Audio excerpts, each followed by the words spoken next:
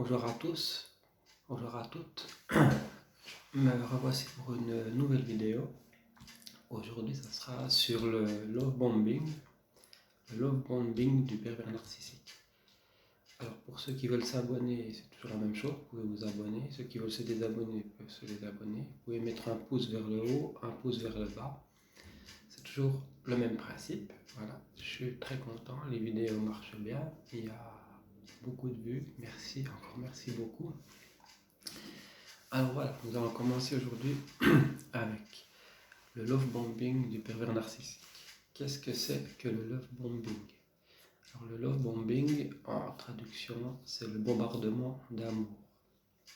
Le bombardement d'amour, c'est la première phase du pervers narcissique où il va vous rencontrer, il va faire une copie, il va vous scanner sur vous. Et il va prendre tous vos centres d'intérêt, il va vous dire que vous êtes une belle personne, que vous savez faire ceci et puis ça. Il va vraiment vous bombarder d'amour dans tous les sens. Il va vous valoriser, vous dire que vous êtes une très belle personne, etc. etc. Alors, ce qu'il faut aussi savoir, c'est que le love bombing, c'est une méthode qui est inspirée, le processus de recrutement des sectes. Les sectes pratiquent exactement la même chose. Donc, ils font le même principe pour recruter leurs proies pour être futurs membres de leur secte. Alors, dans le début de la relation, il est vrai que le début d'une relation est excitant et qu'on aurait tendance à brûler les étapes. Voilà, on aurait tendance à brûler les étapes, on se dit, je suis vraiment content, tout se passe bien, je vais aller plus loin assez rapidement parce que finalement, cette personne, elle n'a pas de défaut. Une personne qui n'a pas de défaut, il faut se méfier. Tout le monde a des défauts, petits ou grands. Mais là, c'est vraiment particulier parce qu'il va vous bombarder d'amour à un point tel que vous allez être sur un petit nuage. Vous allez être sur un nuage et vous dire, ouais, c'est fantastique ce qui m'arrive. Je précise aussi que ça peut être homme ou femme. Hein. Le pervers narcissique peut être un homme ou une femme indépendamment. Ici, moi je vais utiliser sous forme d'un homme. Hein. Alors, la personne vous fait sentir que vous êtes spécial. La personne va vous faire sentir que vous êtes spécial.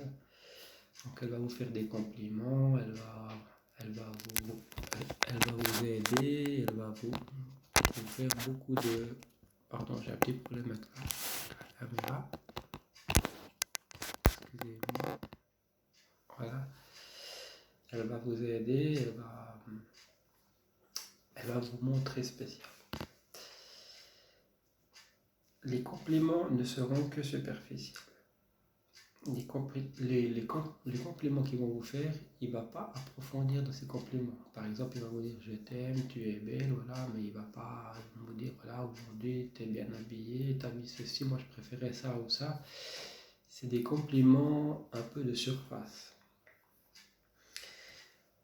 Les compliments ne sont pas approfondis, justement, son but est de charmer. Le pervers narcissique, c'est un charmeur, il veut plaire, il est toujours dans le charme, dans la séduction. Il se montrera supérieur à vous.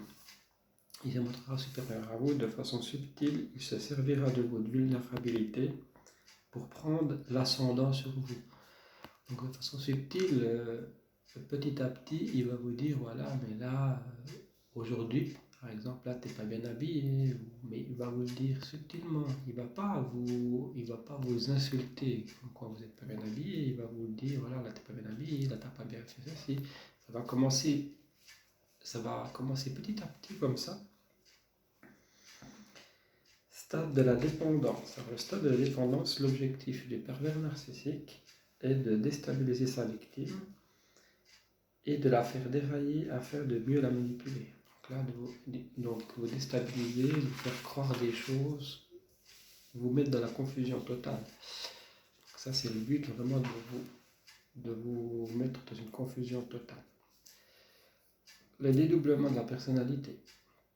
Et il peut devenir vide et vous reprocher d'être égoïste, distant et de l'abandonner.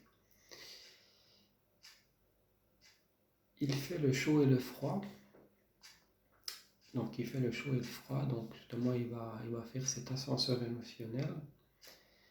Cet ascenseur émotionnel, ça veut dire qu'un jour il va vous dire c'est très bien, je t'aime bien, il va s'excuser de ce qu'il vous aura dit, et le lendemain ça va être le contraire, il peut piquer une crise de colère monstre, enfin, tout ce genre de choses. La dévalorisation de la victime, excusez-moi, j'ai juste un petit problème de caméra. Voilà, ça devrait jouer, voilà. La dévalorisation de la victime, à ce stade de la relation, son emprise sera tellement importante que tous les actes de la victime seront déterminés par le pervers narcissique. Donc c'est, en parenthèse, le love bombing, ce qui fait partie du love bombing. Donc il va dévaloriser sa victime. Là c'est la phase où justement il va vous faire des reproches, il va vous dire là c'est pas bien, ce que tu as fait là c'est pas bien, dans ton travail c'est pas bien, t'es nul, tu sais pas faire ceci, tu sais pas faire à manger, tu sais pas faire ça, tu sais pas t'habiller, tes copines elles sont nulles, enfin voilà, ça c'est la phase de dévalorisation à la victime. Il peut ainsi commencer à démolir sa victime car il sait où appuyer là où ça fait mal pour briser cette personne. Voilà. Donc là, il va appuyer au bon endroit. Justement, vous vous serez confié à lui, ce qu'il ne faut jamais faire, surtout ne jamais se confier à un pervers narcissique. Ça, c'est facile à dire. La plupart des victimes, elles ne le savent pas. La plupart des victimes, elles vont se confier et puis voilà, et puis le mal est fait. Mais effectivement, il faudrait mieux ne pas se confier du tout sur votre vie privée à un pervers narcissique. Si vous sentez quelque chose, ou même une personne toxique, si vous sentez quelque chose de pas net, vous ne dites rien sur votre vie privée. Le rejet. Après, il y a la phase de rejet. Puis il y a la phase de rejet après avoir obtenu ce qu'il veut. Après ce qu'il veut, il va vous rejeter. Le PN va vous blâmer, il va blâmer sa victime et provoquer une rupture avec sa victime. Donc il va provoquer la rupture, il va faire le chaud et le froid là aussi. Donc il va dire qu'il part, mais en fait, peut-être au bout de 6 mois, une année, il va revenir. Ça c'est typiquement du pervers narcissique. Il peut disparaître un moment, vous ghoster. Ghoster, c'est une expression justement qu'il part, il joue au fantôme, il ne vous donne plus de contact sur Internet ou sur les réseaux sociaux, ou il ne vous téléphone plus. Donc il va partir un moment, 6 mois, puis tout d'un coup il va essayer de reprendre contact avec vous.